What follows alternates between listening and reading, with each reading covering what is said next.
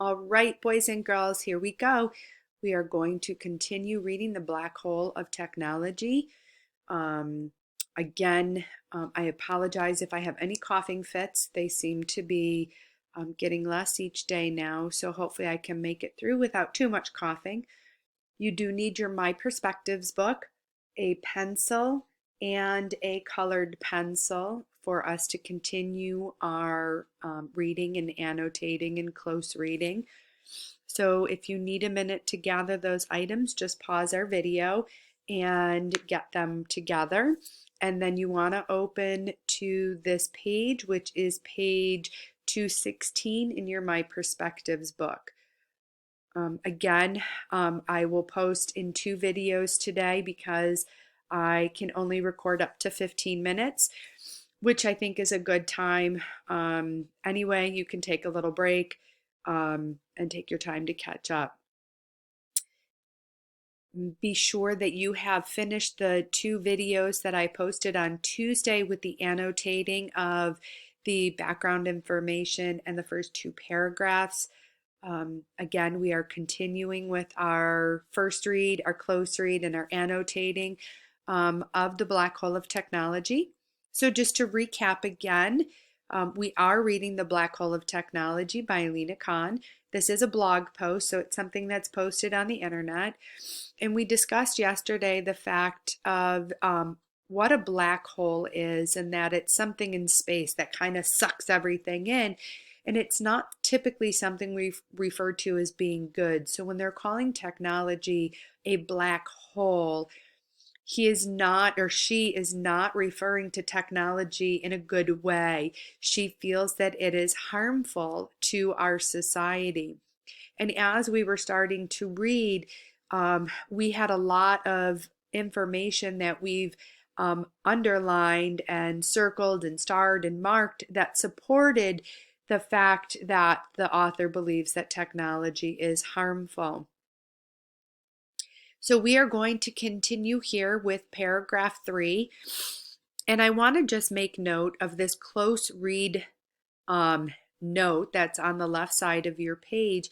And it says in paragraph 3, mark sensory words and phrases. Sensory words are those things, what you hear, feel, see, your sight, smell, taste, sound, feelings. Those are your senses. Here they're listed at the bottom.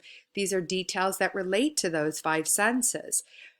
And then I want you to think about, while I'm reading paragraph 3, why does the blogger use these sensory details? There's a reason. And you want to think about what mood or feeling do these details help create? Okay, so that's what we want to hold on to. We're looking for some feelings, some mood that's created with the sensory details that the author's using. All right, here we go. Paragraph 3. I found myself longing for that Instagram page a week later in an entirely different country. The scorching sun baked the back of my neck as my family and I walked along the wide, crowded dirt path on our way to visit yet another Cambodian temple. I slipped my phone out of my bag to check for a signal, but before I could even unlock it, it was snatched out of my hands.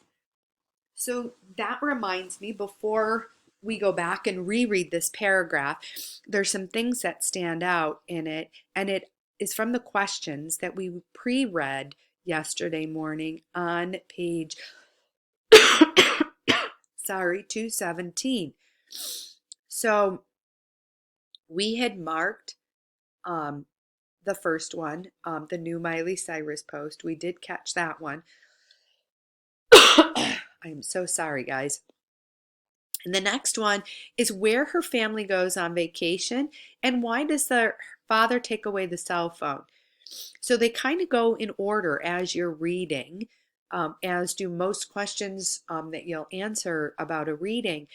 So in this paragraph 3, they're talking about the fact that they are in an entirely different country. I hope it's standing out to you that if you are in an entirely different country, you are on vacation.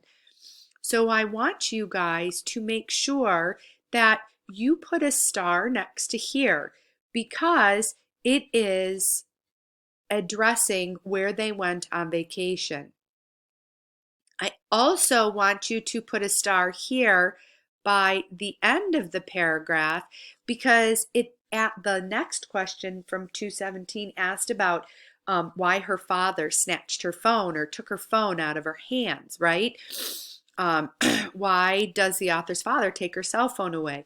So even though we haven't heard yet at this point that her phone was snatched, who took her phone, we just know it was snatched out of her hands. So it seems that we're leading in that direction. Okay, so that's number one. Now, let's go back and start looking at that close read for those sensory words, for maybe something that's going to answer where they are on vacation, or things that will back up about the internet being bad. I find myself longing for that Instagram page a week later. If you're longing for something, it means you're kind of dying for it, that you're missing it. And that's one of those sensory things because, like, not your five senses. This is a feeling. Like in your heart, like, you're longing to visit with a friend, you miss a friend, you haven't seen your mom in a week because she was away on a work trip. You get a longing for that person. So she's longing for an Instagram page, which is telling me that she's not even connecting to life. She's connecting just to the internet and to technology. As I continue on, in an entirely different country. So again, we want to highlight that because she is in a different country. Now, that question wants to know, where are they? Where are they on vacation? So right now, all we know is that they're in a different country. And she continues on about the sun is scorching, the scorching sun, holy cow, sorry guys. The scorching sun baked the back of my neck as my family and I walked along the wide, crowded dirt path on our way to visit yet another Cambodian temple. Guys, this is where they are. They went to a Cambodian temple, which means they are on vacation where? On vacation in Cambodia. Okay, that's the first thing I want you to notice. And another thing I want you to make note of is that I slipped my phone out of my bag to check for a signal. So that's a big deal. Here she's in another country and she is more worried about if she has cell phone signal than what is going on around her. So that would be a good place to back up the fact that she's kind of sucked into this technology, right? Sucked into her phone, not enjoying where she is. Again, if you need to pause the video so that you can write the notes, please, please, please do so. And then continue hitting play and listening on.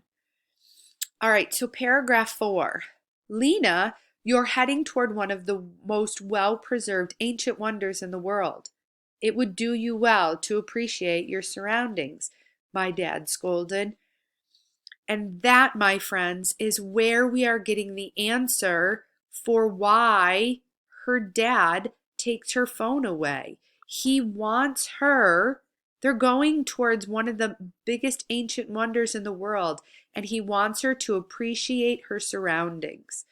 Okay? So you want to mark that, and that will help you with your question number 3 on page 217.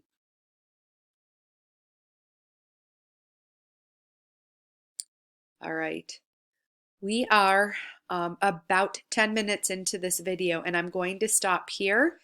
Um, I want to spend the last few minutes on these two paragraphs talking about what kind of mood or feeling is created by the author using the words that she's used. You know, that the scorching sun baking the back of her neck, that they walk this crowded dirt path, that her phone was snatched out of her hands, and, you know, her dad telling her that she needs to um, appreciate her surroundings. What kind of a feeling is that giving you?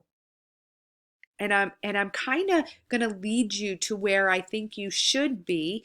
Not that I'm right or wrong, or that you're right or wrong in your thinking, but you know, if I'm thinking about a scorching sun baking the back of my neck, it's hot, I'm sweaty, I'm in a crowded place. Um, and I'm looking for a signal and I have my phone snatched. Like, it's giving me that suffocating feeling. So that's kind of that mood or that feeling. So I just want you to write that suffocating feeling, right?